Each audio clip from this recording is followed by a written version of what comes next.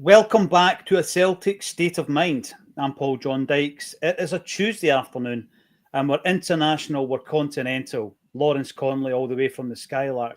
Liam Carrigan tuning in from Japan, and Ian Conroy looking fresh, young man, and you're tuning in from New Zealand. We do have a worldwide fan base.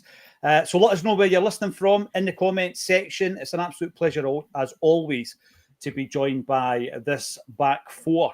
I think I'm probably the sweeper. Lack a wee bit of pace now. Lawrence, probably the centre half, and you two guys are the cultured left and right backs. Right, loads to talk about today. I'm going to start with you, Liam. Why are you wearing a Decepticon hoodie? Is there any reason for that? I don't know. I just thought if we're going to be talking about the board at some point, the concept of deception might come under discussion. So, Did any of you see that letter for Terry Cassidy that I posted on Twitter last night? Brilliant. It's phenomenal. I'll bring it up at some point for anybody who missed it. This was the art of fan engagement. Back then, Lawrence, Big Terry didn't GAF, did he? No, didn't take any prisoners, did he? It was, look, I don't know if we've moved on much, but certainly, it doesn't seem to be healing. I don't know where the collective's going to go. See, they announced the march from St Mary's and what's looking like the new manager's first game. Dot. Yeah, you never know. Maybe we'll hang on to Martin and keep winning games. It's just one of those ones. He's doing a cracking job, and yeah, we'll wait and see. Obviously, I think there's been more arrests. So over the incident at the Falkirk game, I think the two parts, the collective and the board, are as far away, if not further away, than they've ever been. So, yeah, I don't know what the solution's going to be to get them working together. The big thing for me, I think, is the fact that it would appear that many, including the board, are viewing the fans collective as a different arm of the ultra movement, and they are treating them with the same disdain as they have done with the ultras for a number of years. The Green Brigade are 20 years young next year. I think the boys are about 10 years old as well, Ian. The ultra movement and ultra culture is global. It's something that's here to stay. At some point, the club has lost, I'm not going to say control, because I don't think control is the right word, but lost that engagement, lost that relationship with that section of the fan base, haven't it, Ian? And it's a case of, how do you bring it back? Because I don't think you bring it back by going toe-to-toe. And that's what the club seems determined to do at the moment, Ian. Yeah, it's a shame, really. I was watching, you know that I watch a lot of sort of other podcasts and stuff like that, and I know you do as well. It was the Foscast, the Ben Foster podcast, and it had Alex. Mark, I thought you were going to tell us Fotheringham had a podcast as well, the Volvo podcast, haven't they? The Volvo podcast. Yeah, no, it was Alex Oxlade Chamberlain, sorry, and he was talking about his last stint. He's a free agent now, but he was talking about his last stint out in Turkey, and he was saying, obviously, how fervent and passionate the supporters are out there, fanatical, and he was saying that the ultras kind of, in fact, no, it wasn't Alex Oxlade Chamberlain. It was Stephen Fletcher talking about Marseille. I do apologise, but anyway, the point remains the same. So basically, the sort of the ultra fan groups, they actually compete with each other. They sort of chant against each other and stuff like that. He says, but basically the head of the ultras come down. All the players, they gather all the players in a circle, and they actually berate and tell off the players if they're not doing well, and tell them where they, and the players have to take it, and obviously the club encourages that so that the ultras really are essentially the leaders of the fan groups. So I think, I'm not saying that Celtic should sort of allow that, but the fact that, all the plaudits and all the great things that the Green Brigade, the boys, the ultra groups do, the effort, the collections, all the good stuff, the club bask in and bathe in that glory, and they have at times, the sort of the tifos, especially against Barcelona and all that kind of good stuff. That's all the positive aspects and stuff, and it makes you feel wonderful as a fan. Conversely, when things don't go so well, you've got to take the rough with the smooth. And I think with the board, I've not been on for a few weeks through various different reasons with the technical issues, and obviously coming back to New Zealand. But the fact that it's it's that kind of just taking a sort of a fire hose to the whole lot, you know, sort of scorching the earth and everything around it, all the good stuff. So you know, it's like, you know, there's some elements that people might not like, so just raise everything to the ground. It's crazy. It really is crazy. You know, we all do have a common goal, which is Glasgow Celtic. So the fact that the board have gone so big and so quickly, it's kind of like it sort of reminds you of a government trying to crush insurgents. You know, it's you know, there's kind of threads of that, you know, and you could look over the passage of time. It's happened in perpetuity all over the world forever.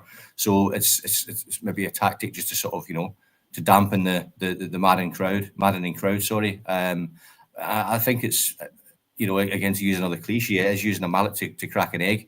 You know, we are all in the same team, you know, after all. So the kind of statement that Ross Desmond read out, I'm not saying he composed it, but he read it out. Of course, that's going to fan the flames. You know, I think if anyone was spoken to like that, especially as an adult, you're not going to take too kindly to it, especially from someone who's supposed to be on the same team as you. So I think, you know, we either continue this kind of Mexican standoff, or I would suggest that, you know, if the board can come and say, look, kind of break bread and make an effort to break bread and say, look, this is going on too long. Let's sort of regroup, have some real actual engagement, understand each other's points of view. I think we've done that as a fan base. I think the communication's been articulate and intelligent and sensible. It hasn't been asking for the world, but you know, it's kind of, it feels like we're just sort of being told to sort of speak when we're spoken to, and you know, be seen and not heard, all that kind of stuff. So I hope that can happen. Whether it does or not, I don't know. But obviously with Brendan Rodgers leaving and Martin O'Neill coming in, that's kind of it's added a little bit of shine and gloss to, you know, another otherwise kind of dark sort of period in the history of the football club, really. You know, after so much social success, and it has been domestic success, but you know, we aspire to more. It's certainly in Europe, and that was started by Jock Stein. You know, the same as Matt Busby at Manchester United, same as Shankly. You know, those three great managers. You know, that they wanted for their clubs to be a beacon of light in European football as well. And I think Celtic should still aspire to that, despite the massive gap in financial parity with England in particular. So, yeah, sort of circling back to the thing about the question about the fan ultras, they're imperative. You know, all Celtic, any club, the fabric of any football club is the fan base, and none more so than Celtic. And let's not take them for granted. Let's not just, you know, chuck the baby out with the bathwater. I've used it's been cliche bingo since I've come back on. But You've been saving them up. You've been saving them up over a few weeks, mate. They all ring true.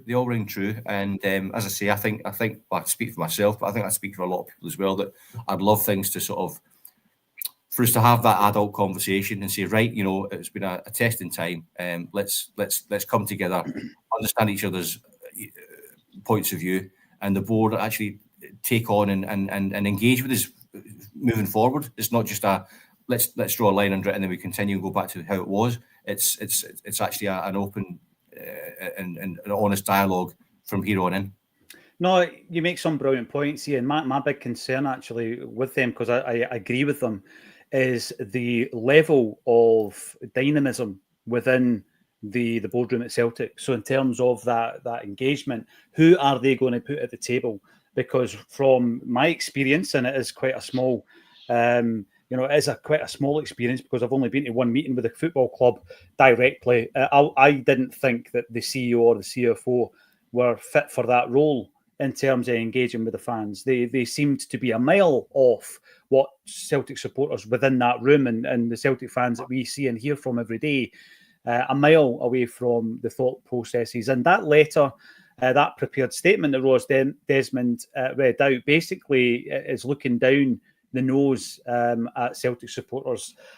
We are subservience. And unfortunately, whenever you talk like that, particularly on social media, and I know that a lot of people say that's not a barometer of real life.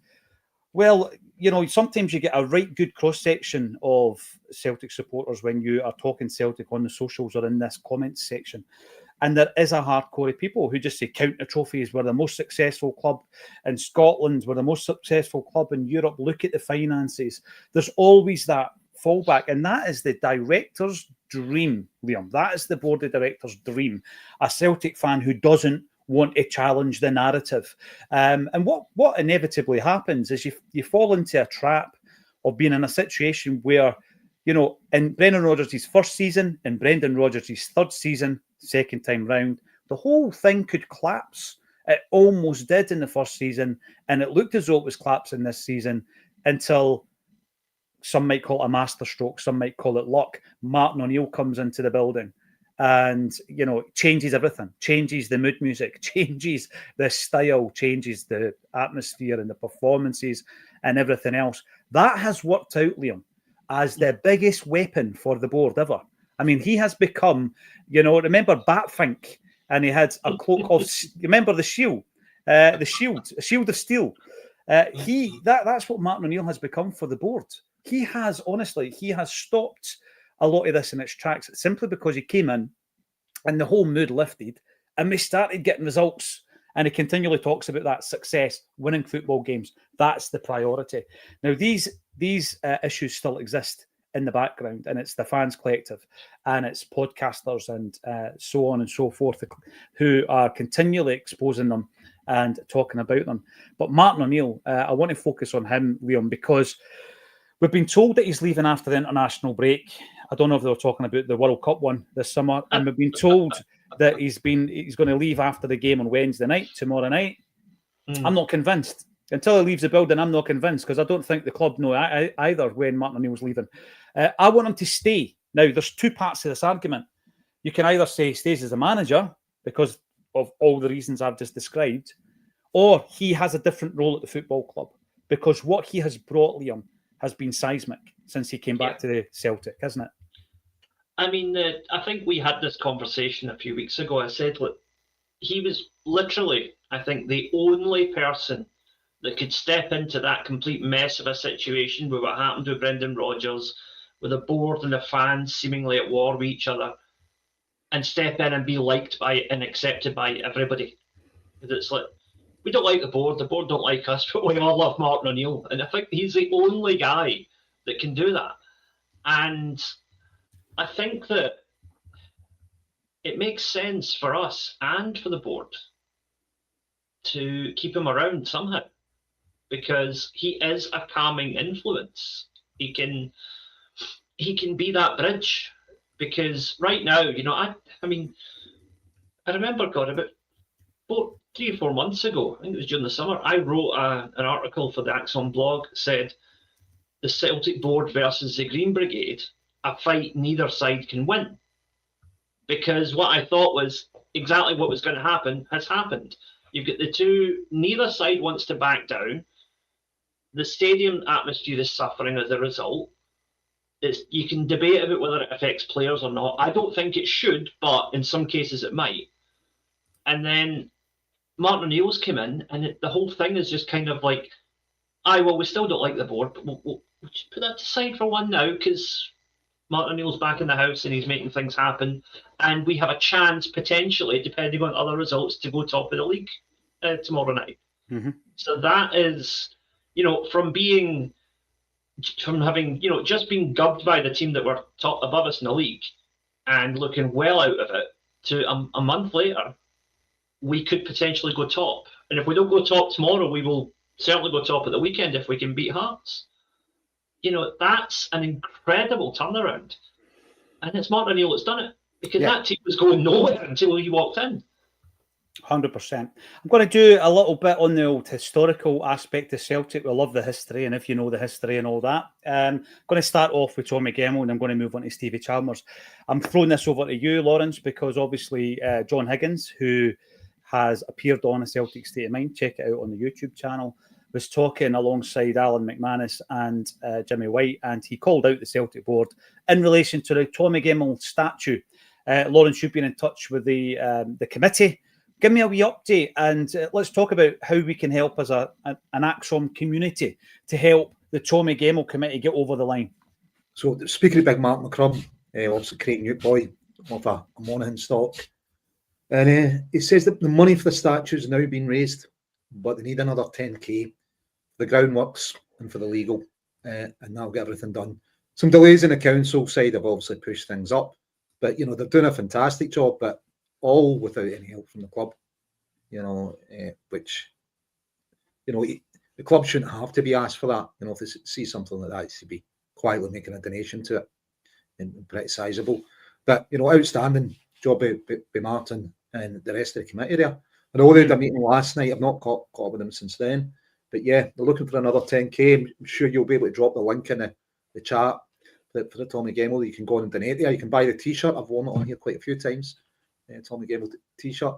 So yeah, hopefully they get that 10k in pretty quickly and kind of get what would you call it for a statue? Is it the ground cut? I don't know. Like for a building, it's cutting the ground. So hopefully that happens soon, and we have another lion with a statue. I think it's a great achievement for the committee to have come this far. I've seen the difficulties and the hard work involved in the Bobby Lennox statue. And of course, the Billy McNeill one. We spoke to both of those committees on Acsom, and we're going to do the same with the Tommy Gemmell guys as soon as we possibly can. Lawrence, you can maybe set that up for us. But the reason I bring it up is I've always said I think there should be a statue of every lion all the way up the Celtic way. We knew the difficulties, unfortunately, when St Mary's were in trouble, Lawrence, and your school pal was the priest. He was a canon down there, actually. Yeah, and yeah, we spoke to Canon White, and it was the good people of Acsom that raised 30 grand to keep the fires burning down there. So that was my first insight into certain aspects that are important to the fan base, which don't seem to be as important to the club. But I'm not using it as a stick to batter the club with. I'm just wanting to raise awareness of that. And this takes me on to the Stevie Chalmers thing, guys. I've already sent a wee bit over to Liam. This is very interesting for a geek like me. Yes, I do read the history books and watch the DVDs and all that kind of stuff. I've even been known to go up to the Mitchell Library of an afternoon and look through archive newspapers. I am that geek when it comes to Celtic. And I remember not too long ago, a pair of football boots were sold at auction that were apparently worn by Tommy Gemmell in the 1967 European Cup final. And they went for 13 grand, right? Now, everybody knows Tommy scored the first goal. But there's a backstory to the boots, which I'm going to very quickly run through. First time I ever heard this story, it was from Jim Craig. So some of the guys wore Puma, some of them wore Adidas. Adidas were not as big then as they are now in terms of a brand. Anyway, the club did a deal with Adidas back then. And bizarrely enough, Umbro were the distributors of Adidas in Scotland and in the UK. So via the contact at Umbro, Adidas came on board and they said, we want your guys to wear Adidas football boots in the European Cup final. It's going to be televised all over the world. And each of your players will get 30 quid. That was the deal, right? But guys like John Clark and Jim Craig and all these guys, their football boots were a pair of old slippers, nice and comfy. You didn't want to wear the new ones. They were all boxed up. They'd never been worn, guys. So that's a risk in itself. And the Adidas boots were taken over to Lisbon. The night before the game, Neely Mockin's running about the guys' rooms and he's getting all the Puma ones and he's getting the boot polish and he's painting the big white swoosh off the Puma boots, and then he's got the Tipex or the white paint and he's doing the stripes. There's a fantastic picture of Billy McNeill shaking hands with the Inter Milan captain. And if you zoom into the boots, honestly, it looks like the worst Photoshop effort ever. He's wearing Puma boots, but there's 3 stripes painted by Neely Mockin. So this takes us on to this story. The Tommy Gemmell boots sold for 13 grand at auction. Now, I went to a Stevie Chalmers collection auction back in 2020, just before lockdown, by the way. It was the 13th of March. We're probably talking in the week of lockdown. At McTears in Glasgow. Now, there's a point to all this, so please bear with me. I'm going to share the screen here, guys, right? This is really dead interesting for anybody who's a Celtic collector and who may have a few quid in their pocket. This was the original auction I went to, right? So this was a pair of Adidas boots worn by Stevie Chalmers. Now, if you look at the description, unfortunately, for the Chalmers family, I can't see the description doing them any favours here, right? Because that model of Adidas football boot was the same model that Celtic wore in the European Cup final, right? So you can check that with the images of Tommy Gemmell's boots that went for 13 grand. Adidas were quite new to the market. They didn't have a massive range of football boots. These boots were worn by Celtic. Why did Stevie keep this specific pair of football boots? Anyway, they weren't described that well, and they went for £1,000. Interestingly enough, I just found out last night that the buyer of... I was at that auction. I studied the boots. I looked at them. I'd done quite a lot of research, photograph research, looking at Stevie Chalmers leading up to the Lisbon final, in the final. They're the boots he wore in the European Cup final. They scored the winning goal. This is my belief, right? They scored the winning goal. So what I'm going to do now is I'm going to show you what's going to happen tomorrow at McTears, because the same pair of boots are coming back up and they are going for roughly the same price. Estimate £1,000 to £1,500. Anyone with a few quid in their pocket, I'm going to tell them, go and buy their boots, because they were the European Cup final boots that Stevie Chalmers scored. I am absolutely convinced from the research I've done, and I've studied images leading up to the game. I've studied images of the game. They were the boots Stevie wore, guys. And I don't think the family knew, and I don't think McTears knows. This happens. So take a chance, somebody who's got a few quid in their pocket, because they scored the most important goal, Lawrence, in Scottish football history. They boots right there. Be worth it, mate. I guess after being on here, they're going to go for a lot more than £1,000. I hope so. I hope so. I think Liam might write a wee blog on them as well. Now, I have done quite a bit of research, and I think more research could be done. If I had a few grand kicking about, I'd buy them myself, do all the research, and then I would have them in a vault somewhere. So anybody who's into their Celtic history or their curio, and they've got a couple of grand kicking about, get yourself to McTears. That's on the 4th. That's on Thursday. They boots could be the steal of the century. Right, let's have a look at some of these comments coming through. I want to know what you think about Martin O'Neill. Should he stay? And if so, in which role? I've got a view on that. Is the delay with Nonce coming to the football club a concern?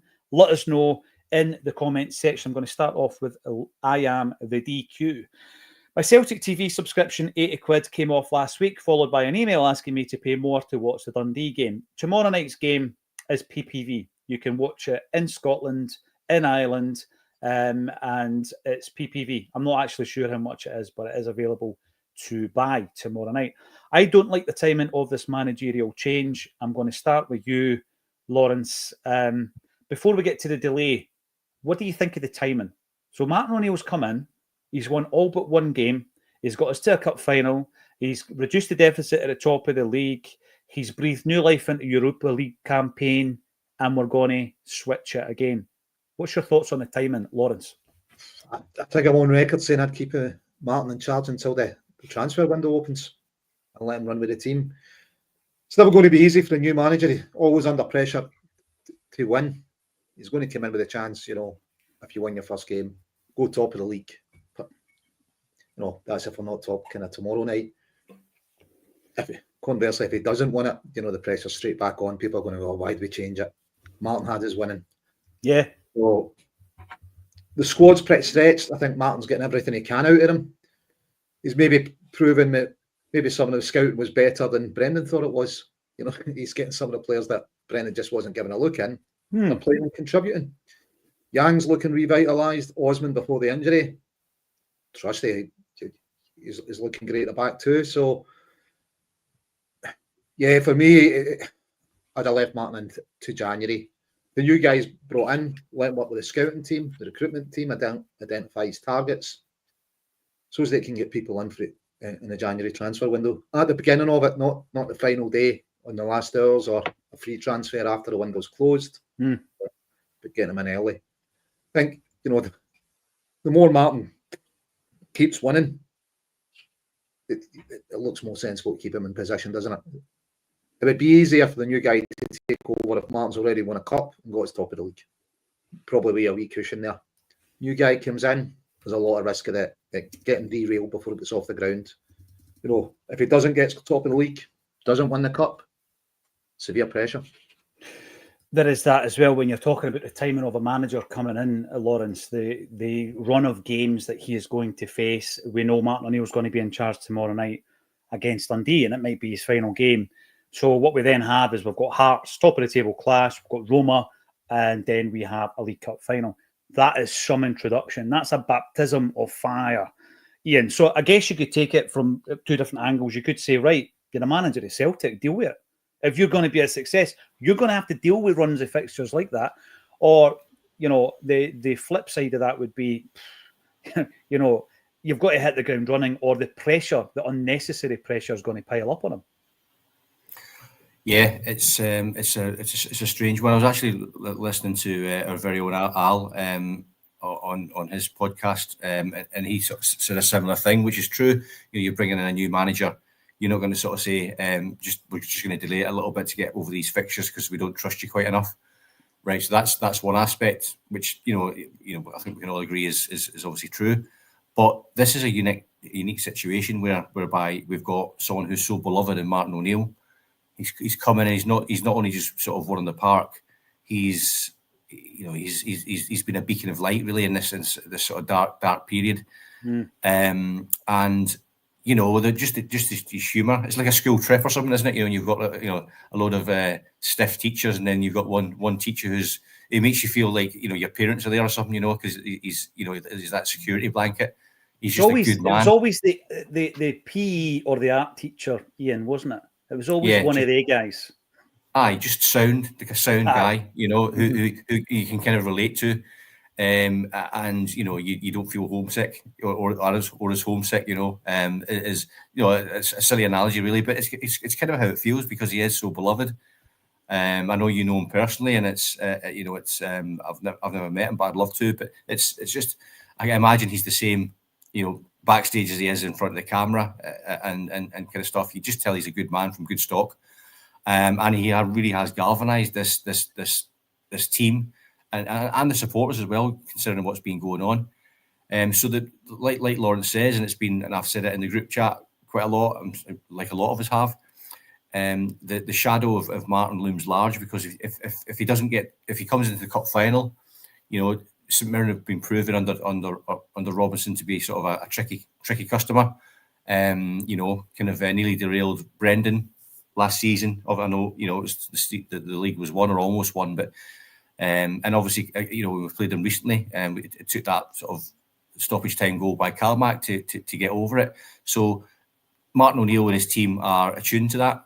I think we've got a better chance of winning the cup final with that knowledge and with the management team that's in place at the moment. I think with the best will in the world, with Nancy coming in, especially if it's more fresh ideas, if he's going to change his formation, all the different variables, that's a potential banana skin, which doesn't get him off on the best of footing. Again, with the run of fixtures, I think you make a really good point, Lawrence, in terms of it possibly would have been good to delay to a point where the cup is hopefully won. We've got a little bit of a cushion at the top of the league, and he comes in there to sort of look and sort of start pre-planning about the transfer window.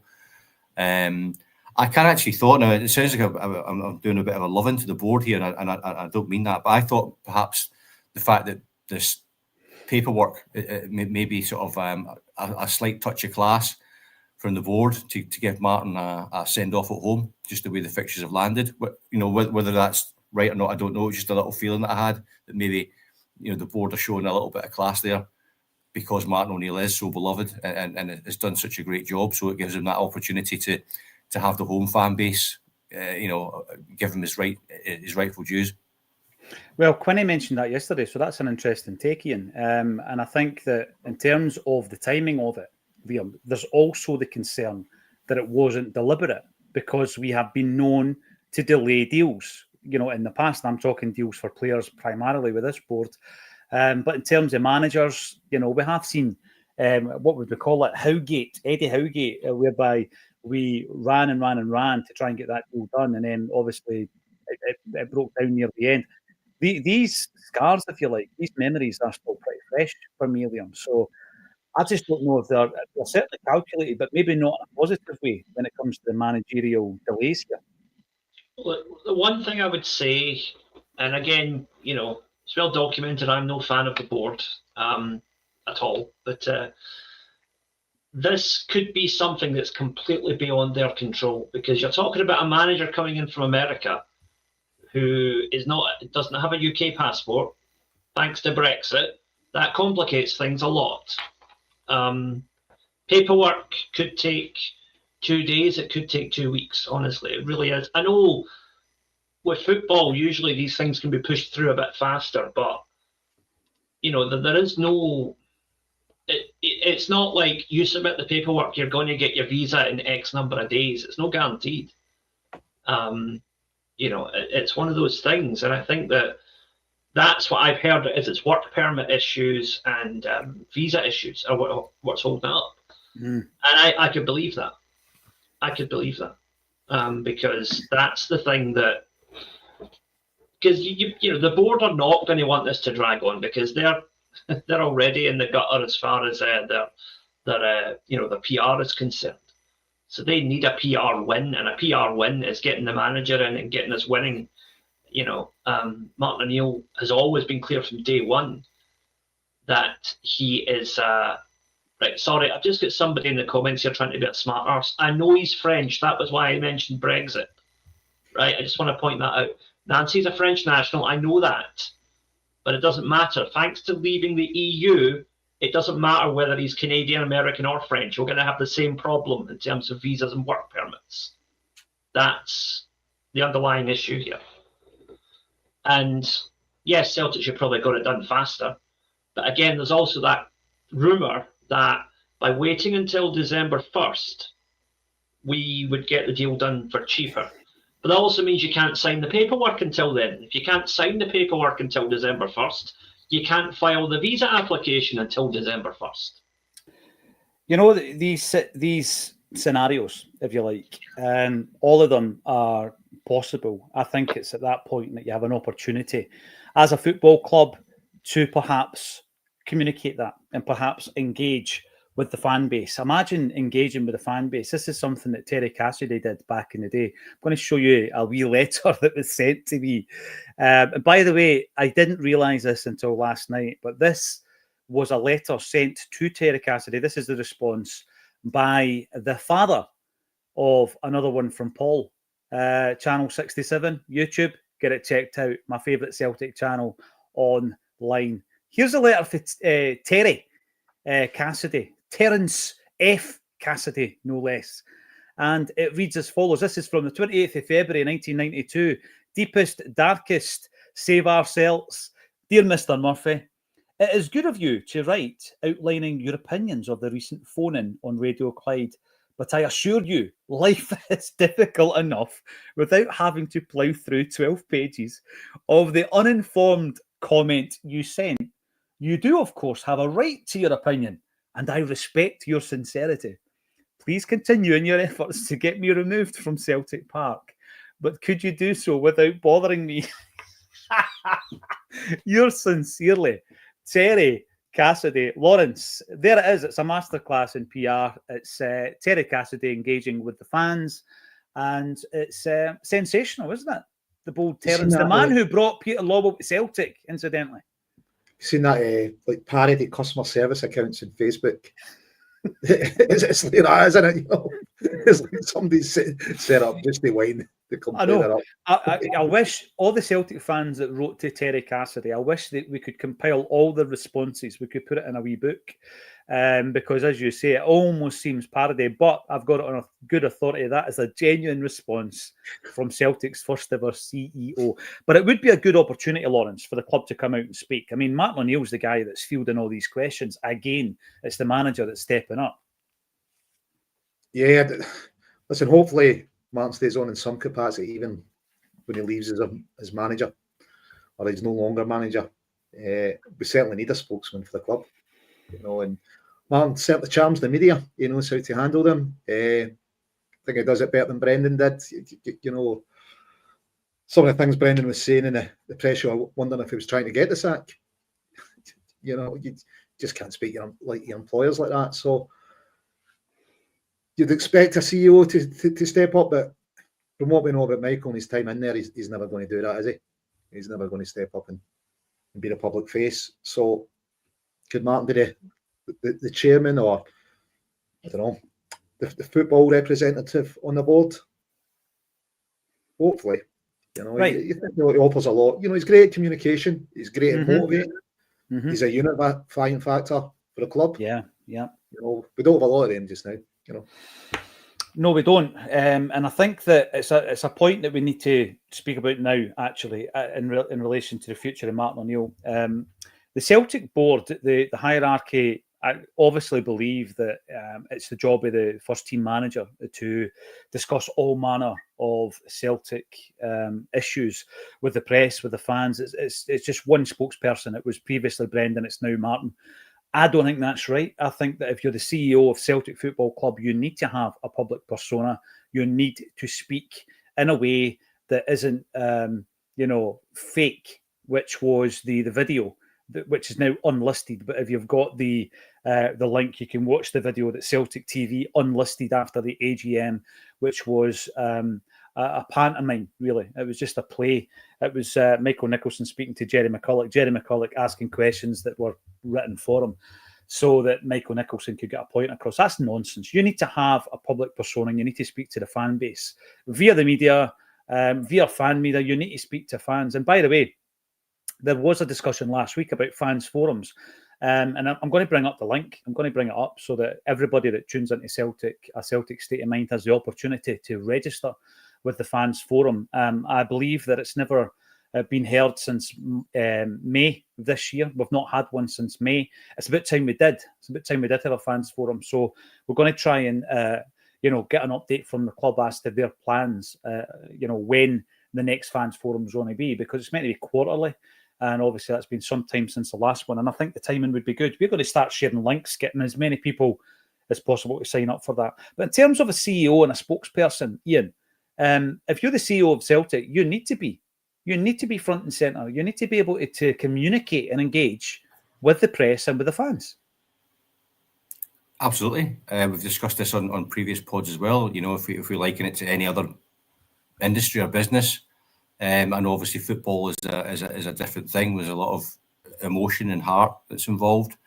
It's sometimes difficult to separate, but especially in modern times, it's a key and crucial role in terms of media. The image that one presents to the outside world, how we communicate and interact with other football clubs, for transfer dealings and all that kind of stuff. There's so many different facets, and I don't know whether the issue is obviously, Michael Nicholson. I'm sure he's brilliant in his own field. He doesn't seem like a particularly, domineering personality, and that's not to say that he wouldn't be able to perform the role, without being sort of, jazz hands and outgoing, like a bubbly showbiz guy. But there has to be an acceptance that as the communication is a massive part of that role, and to be but with him being from the legal profession, I'm sure he's a great orator. But it's to convey things properly, and also as well. He shouldn't be a silo or a bottleneck for anything, because in that position he should have a team of people. Yeah. Essentially, he instructs. He sets the mandate. He sets gives people instruction and sets a way to do their work, and then they compile it and present to him X, Y, and Z, and he can be the sort of the focal point and the public figure of that, managing upwards. And obviously and being across everything. But you need a strong team to do that, and whether the team is too light, and too much has been asked of one person to sort of be all things to all men, that's of course going to make things fall down and stutter. So excuse me, and that's it's an essential part of any modern football club or any modern business. Whether things are going to change, I think whether sort of Dermot Desmond now is going to sort of dig his heels in. Just because the fact that there's been a kind of an uprising really of us as a support, because we're not happy, and rightly so. I think it's our right to act in the way that we have. I think it's been conducted in a professional and well thought out manner. It's not been disrespectful. It's not been hate fueled. So yeah, I think whether he needs some sort of tutelage. From he's got Peter Lawwell. Peter Lawwell did it with aplomb. for many a good year. I think he was an excellent CEO in the best part over the years. But again, my opinion is that the board, as good as they've been, it's stale and it needs a refreshment. Without a doubt. And I think that I'm going to share the Fans Forum information in just a moment. I'm also going to be sharing some information from the Green Brigade for their food drive as well, which is going to be taking place this weekend. There's obviously the march that Lauren spoke about as well, from St Mary's up to the park by the collective. But the Green Brigade are going to be doing their food drive, which is phenomenal, and it's part of the work that I think that no one can deny is positive from that particular group of Celtic fans. But yeah, I do think that if you take that job on, you've got to be, front and centre. You've got to speak to the fans. You've got to communicate and engage. And if you don't, then all the questions that the press and the fans have for the football club are simply asked to the manager. I mean, Wilfred Nancy's now coming in. So who asks you're not going to ask him the question. He doesn't know what's going on behind the scenes. So you're only going to be asking Wilfred Nancy about football matters. And then nobody gives you information beyond that. Right. So very quickly, before I ask Liam for his view on this, I'm going to show you the Fans Forum process, because I think it's important that this should not be something that very few people know about. Right. So here we go. There is a link on the official Celtic website, celticfc.com/fans/fans-forum. And you get to this page here. This is the Fans Forum. There you go. Look at that. And it shows you some of the key successes that the club have established through the Fans Forum feedback. The next meeting is in due course. All right. Okay. Well, the last one was in May. And interested in joining. This is the interesting bit. Get yourself into that. And then fill out the form. There you go. Are you a season ticket holder, etc., etc.? All your information. Why would you like to join the Celtic FC Fans Forum? Submit your application. Now, I can only talk about, often we talk about the Acsom WhatsApp group. There's 30 people in it. Very few were members or even knew about the Fans Forum. They certainly didn't know where to find this form. And what I'm going to say to those listeners out there who tune into Acsom on a daily basis, register. And I think that every Celtic supporter who wants change or wants to be heard should register with the Fans Forum. And at that point, if we don't get a date very, very soon, we can then start contacting the club and asking why and when and how. And then we hopefully will get a date, and as many of us as possible can attend the Fans Forum. And I think, going back to a point that Ian made earlier on, you ask your questions, you make your points, and then you have a follow-up where you can hold the club to account in relation to the points that have been made. Liam, this is quite simple, but unfortunately not enough fans know about it. No, and I'm being a bit selfish here with my own point of view, but I know that the boys in Australia would want me to ask this as well. Is there anything mentioned there about being able to join this online, or is there any way that it could be streamed so people who are not able to attend in person could view it? To me, those are just common sense things that should be happening. Yeah. I'm not a season ticket holder. I haven't been since 2006, since I moved abroad, but I've consistently had a Celtic TV subscription the entire time, which is basically all that you can do if you live, so many thousand miles away. That's like your global membership. That's your global membership at the moment. It should be a lot more than that, Liam, but that's all you can do, isn't it? Aye, it's the only way I can do that, and that's the issue with me. Is that I've got, as people can see, I've got things to say about Celtic, and I've got things that I would like to have the chance to say to people at the club directly via something like the Fans Forum. But yeah, unfortunately, they don't appear to be interested in hearing from anyone who's not able to attend there in person. I mean, I wrote a blog about the whole Paul Tisdale thing last season, and I only knew about it because a friend of a friend was there and was able to send me the info on it, Yeah, and you're talking about Paul Tisdale attending one of these Fans Forums and giving a presentation about his role and the vision. Would be a lot better. I think we'd all feel a lot better about him being in the job if we were able to understand what was in that presentation, what he'd said, and what exactly his role was, because people, whenever you bring up Paul Tisdale, people don't really seem to be like very strongly against him or very strongly in favour of him. Most people are like, what does he actually do? And we don't know, because had we seen that presentation, I think we would all have at least a slightly better idea. We'd at least be able to empathise with the guy, which is a first step towards understanding him. Yeah, and these are the types of questions that were asked in that meeting that I attended with the CEO, CFO, talking about his role. They explained to us that he was a talent spotter. He was the guy that spotted the talent, identified it, presented it to the football department, and everybody signed off on the players. We've since found out that that's not the case, certainly with Shin Yamada or Inamura. However, the fans forum, get yourself registered on it. And I think the first thing you could actually do is email that question in. What happens to our international fan base? I know for a fact that during the lockdown, it was a dial-in process, Liam. So that should be a dual thing. You can attend in person if you're able. If not, dial in. I want to talk to you because you've touched on it a wee bit earlier, Lawrence, in relation to the improvement of individual players. We've seen the improvement in the mood. We've seen an improvement in the squad since Martin O'Neill came in. The ones I've listed here, Austin Trusty, I think, massive improvement. Defend. Just defend and everything will be fine. Yang. I mean, Yang's keeping £10.2 million of wingers out the team at the moment. Rio Hatate is playing like Rio Hatate. And I would also throw Arnie Engels into the mix, Lawrence. Taking some treatment at the weekend, Engels, eh? He did. It looks as if other teams are targeting him now. Of course, head knock, high foot, not a red card. Nobody's talking about it. I don't see it, in the press again. But, it's the second week running. Sorry, can I just interrupt? That reminds me of the Skull adverts. Hagar the Horrible. Remember that big mug you're drinking out, Ian? Remember that? Skull. Yeah.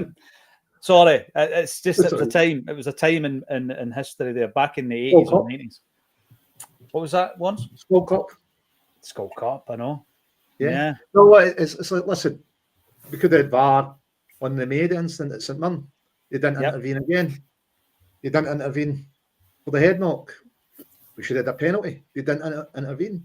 No, Rocky Bashiri, he's late and he just sticks the head in a Celtic player. You're like, right, surely it's a penalty. But no intervention by VAR. And we touched on this, I know, kind of last week. You didn't want to focus on it too much, but it's the guys using the equipment here. You can see he doesn't get anything on the ball, Bashiri. You can see he headers a Celtic player, but they don't call the referee over to look at it.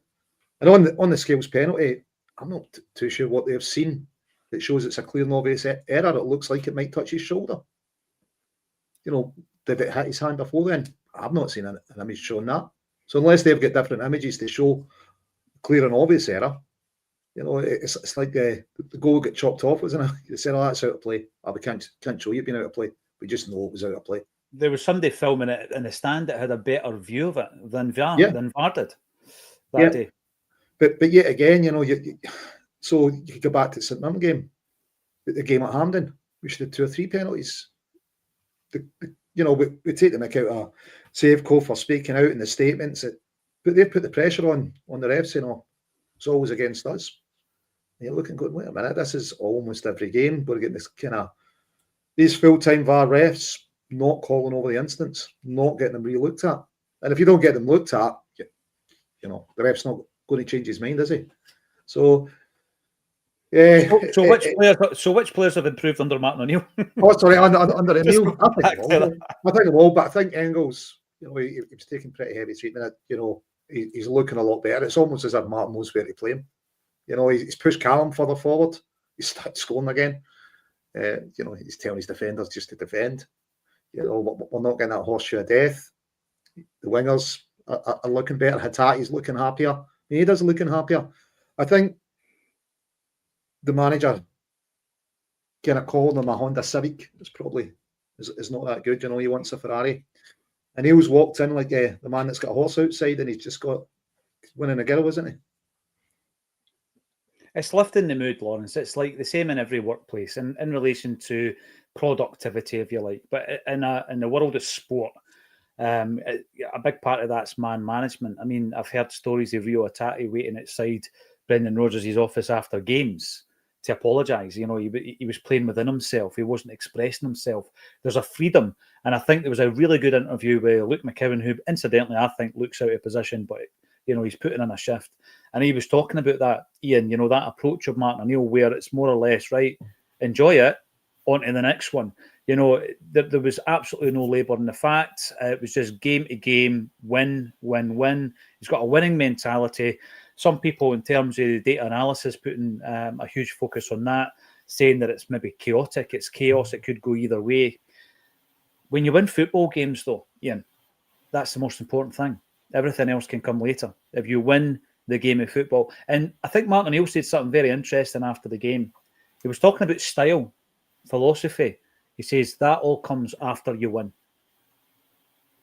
It really does. And it just kind of reminds me of a point that Quinny made yesterday in regards to Yang and kind of, you look at that disallowed goal that Yang had, that Dyson had, and Yang passed it, basically made the right decision. How many times have you seen players sort of, have a shot at goal and fluff the opportunity? But when Quinny said yesterday that the assists, he's had 2 or 3 assists that have been chalked off just for a technicality because of stats. So stats don't tell you every single aspect, which I agree with. So it's So what was the first part of the question? We're talking about the players who have improved under Martin O'Neill, but also the approach to the game being far less complicated. He simplified things, isn't he? Yeah, he really has, and it's kind of that's the brilliance of it. I think with under Brendan Rodgers, it was a big frustration of mine, the fact that it just seemed it was one dimensional. It was very, very worthwhile and very it yielded a lot of success, but still it was predictable. And after obviously with every passing game, every passing week, every passing year, that predictability at first it could be your ally because players are well drilled, know exactly what they're doing, and they know what's expected of them. But after a while, that becomes your enemy when your opponents know exactly how to set up against you. So I think with Martin O'Neill, and again, Al Morrison sort of said about Hatate has kind of been a big benefactor in the past 4 games in terms of his particular style, whereby he's a free spirit. And I think under Brendan Rodgers, it was constrained, and we didn't always see the best of Rio. Whereas it's again, I think Engels maybe falls into that bracket a little bit as well, whereby they'll try a riskier pass, and when it comes off, boy, don't you see their quality? And you need that in football. You do need chaos. You need disturbance. Football, there's so many different variables, and I think there's no coincidence as well that I used to love watching the Premier League. Past few years, it's been dull as dishwater and boring and predictable. This kind of modern football. But I think in the past 6 months, it seems like it's changing. People are going a bit longer. It's not a dirty word to sort of go a bit longer, and it's like what is the point? I said I was on Celtic Down Under last night. I made this very same point. What's the point of Calmac? Going to the 2 centre halves, receiving the ball from 5 yards, and then making a 10-yard pass to a fullback. I know. And Kasper Schmeichel really actually shone after he took over the gloves from Joe Hart. His distribution, we really saw, how effective that could be. Where he would pass it straight into midfield or out to the wingers sometimes. That's just making the game quicker. It's giving an advantage to us. So that I think with Martin, the fact that he's playing Yang on the left, brilliant. I think this kind of modern sort of approach of having a left winger on the right and vice versa. Again, it's predictable. Everyone's doing it. So Ryan Giggs was talking about it recently. I think about how United used to play, where you'd have a left-footed left winger and a right-footed right winger, hit the byline, get crosses into the box. Alan Shearer apparently used to say before games, get it in the effing box, and he'll do the rest. I think that's kind of Martin O'Neill is a certain vintage, but football is a simple game, and I think it's complicated. I think in the modern era, it's been complicated beyond belief. To justify maybe all the different departments and people that are involved in football. I think it's become really kind of bloated. So I think that for that sort of to be stripped back, and I think Martin he's done that at Celtic. I think he's made it really easy for the players to adapt, and we're seeing the benefits. My only worry now is that Wilfred Nancy. And I hope Nancy coming in really does hit the ground running. But if it's a third message in one season, and it's more complex than the message that Martin O'Neill's giving, then it could be a bit of a recipe for bumpy turbulence. This is my worry. This is my concern. Do you think the O'Neill message is influenced by Clough? You know, because you see the wee reels of Clough describing what players to do. You like, you know, Kenny, when you get a ball, just get the wee fat Scotsman on the left. That's it. You know, if you don't have the ball, get it, then give it to him. Really simple stuff. You know, at Forest, you know, 2 European Cups. Yeah. So Roy Keane there was an interview with Roy Keane when he said he made his debut at Forest. He obviously written to every club, and Forest really seen it, gave him a trial, and he went over and signed him. And he was going to make his debut. I think it was at Anfield. It was a big game anyway, and he didn't tell Keane that he was making his debut until he was on the bus. And he just says, "You can run." He's like, "Yeah." He says, "You can win the ball." He says, "Yeah." He says, "And and you've got that energy." He says, "Can you do that for me today?" And he says, "Yeah." He just kept it really simple. Just do those 3 things for me in a game, and you'll do it for me. The same as the defenders. Can you hit it? Can you kick it? Yeah, do that and pass it to someone who can play. I think to simplify the game is not to do it a disservice. It's actually to make it a better experience for the players, but also the fans. That's the important part for me, Ian, right?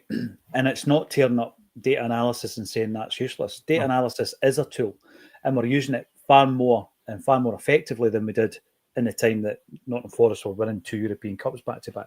But one of the things that you've said, Ian, that I think is more important than anything else is the fact that we became too predictable. We became too easy to play against. Clubs were comfortable playing against us domestically, and we didn't seem to want to change. O'Neill has proven that we could change, but we didn't seem to want to change. And that, I think, came from the manager at the time being stubborn in his approach to say, this is how we're playing. And he didn't want to change. And O'Neill's kind of torn that up. And that simple example that you give there, where Kasper Schmeichel passes the ball, let's say to Liam Scales, who passes the ball to McGregor, who might give it back to Scales, but eventually the ball ends up, let's say, with the left back, Sirachi. And what we're seeing now is Kasper to Sirachi. You're missing it, all that middle bit. And then you're cutting through the lines and you've got them on the back foot. And sometimes even Kasper to Yang, like you said, Ian. So these are simple changes, but so effective as well. I want to bring up this picture. We started off talking about the Green Brigade, and this weekend, Sunday, the 7th of December, versus Hearts is the Green Brigade's annual food bank collection. There's a list here of all the most needed items for those less privileged amongst us within the community. And I've seen the images over the years, as most of you have, with the amount of donations that have come into the Green Brigade. They organise it, they distribute it to the food banks. Cash donations also welcome and appreciated. If you're busy, you finish your work, you nip up to the football, you don't have time to go and grab a bag of shopping for the food bank collection. The boys and girls there will take your donations and they'll go and buy what is needed. So phenomenal work by the Green Brigades. Kudos to them. They've been getting a right hard time of it this season, both from the club and from the authorities. And I just want to put this out here. This is what they do as well. And we've got to broadcast it. We've got to talk about it. And we've got to expose all the good work that they do. In relation to players who are doing better, Liam Carrigan, I'm going to throw one over to you. And you know how much I love Brendan Rodgers. It's certainly not an opportunity to have a dig at him. I'm reading reports that Rocco Vata is interesting a number of clubs. Rocco, of course, left Celtic for something in the region of 300 grand. And he went to Watford. They're now talking about a big move of 20 million quid. This does not surprise me, because after the Bayern Munich game at home, as I was leaving, I bumped into Rocco's mum, had a good chat with her, and she told me there was interest even back then from a few Italian clubs. He's going to go, and he's going to go for 20 million quid.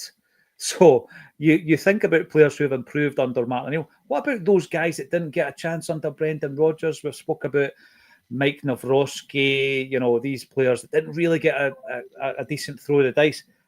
Rocco Vata's in that category for me. There's the klaxon. I've not mentioned him for a few months. I don't think we were right to let him go. And, he wanted to stay at the football club. That's something we know from source. He did want to stay at Celtic. Yeah, as did the young boy that moved to West Ham this summer. Sorry, I forget his name. Daniel Cummings, yeah, similar story. And now, it's not just the youth players. If you look at players recently, players like Yang, players like Engels, Hatate last week especially, there are a lot of players who were underperforming or who were not consistently playing at the start of the season that since Brendan Rodgers has left the building, not only have they come into the team, but they've come in and they've done well. And one of the unfortunate things you have to ask yourself is, well, how many other players over the last 2 years could have done that? Yeah. If we'd have had a different, not necessarily a better manager, just a manager with a different approach. Kyogo. Can I just throw a name out there? Kyogo, Liam. Oh, God. I miss that wee man. But that's another interesting thing we're going to see once Wilfred Nancy comes in, is how much of the revival under Martin O'Neill, and I'm not saying this to put Martin O'Neill down in any way. Guy's an absolute hero. Second best manager we've ever had after Jock Stein, in my opinion. How much of it was down to the Martin O'Neill effect, and how much of the revival we've seen recently has just been down to a change in style and the removal of a manager who it clearly wasn't working anymore for whatever reason. I don't buy into the statement that it was all his fault. I certainly don't. But I think he was at least partly culpable for what was happening. And how much of it is on Martin O'Neill, how much of it is just on a change of manager? And if Wilfred Nancy can come in and continue that record, the recent record of winning and looking much better, players playing with confidence, players knowing their role and sticking to it, I think that's a sign that maybe it was Brendan Rodgers to a larger extent than we want to think it was that was holding the team back. I know, and Kyogo is the big one. I think Iwata could have been a player for Celtic, but that always happens with changes in managers. I'm not going to give Brendan Rodgers a massive dig today because his record was excellent as well. If you look at the trophy, just injuries as well. People getting chances that when they're going to get chances if everybody was fit. If everybody was fit with Callum Osmond, they got a chance. Would we be going? Oh, look, that's a fair point. So there's a lot of variables in it. Isn't it? Yeah. Listen, you maybe want to say to the guys at Soul Kyogo, what is it? 16 games, 1 goal for Birmingham. He didn't do well, after he left either. So his goals seem to have dried up since he's left Celtic. So I don't maybe think it's holding at a good time. No, I don't agree with that, mate. Because of what he's done after he's left Celtic. The record with clubs isn't good. No, I don't agree with his form post-Celtic being part of that discussion, because for an 18-month period under Brendan Rodgers, we weren't playing to his strengths, and I think that feeds into whatever knock-on effects we have post-Celtic. So Kyogo, for me, was not utilised as well as he should have been under Brendan Rodgers. Too slow, too laboured. But I was just going to say, sorry to jump in, I read an interview with Chris Davies at Birmingham, and he said that he's loved by the fans and they can see his work rate. He says the goals are going to come. He's getting the positions and this, that and the other. But again, I think it's a similar thing with Birmingham, whereby because he plays on the shoulder, he's not getting the ball released quick enough to him. So I think that was the problem we had under Brendan Rodgers with Kyogo. That extra touch, that sort of that delay, quite often when he's waiting to go and make that run, he wasn't getting it as much as he was under Ange. Almost signed off with a hat-trick against Young Boys, but not quite. Listen, I'm going to have to let everybody go, even though there's 2,000 watching here on this Tuesday afternoon. It has been an Acsom bulletin with an international flavour, so brilliant to have Lawrence, Liam and Ian with us. We've shared some information in relation to the food bank, and also if you want to come and see us tomorrow night, there is no tickets, unfortunately, but there is a resale option, so one or two might become available for the Brunei gig. That was obviously booked, the venue, and Scott himself. Negotiations had already been underway before the Celtic fixture was fixed for tomorrow night, and we will be showing as much of that game as we possibly can as well. But you can come and see us with Paul Elliott, who was a decent defender back in the 1990s, and he might have known something of Terry Cassidy as well. I'll need to ask him about that.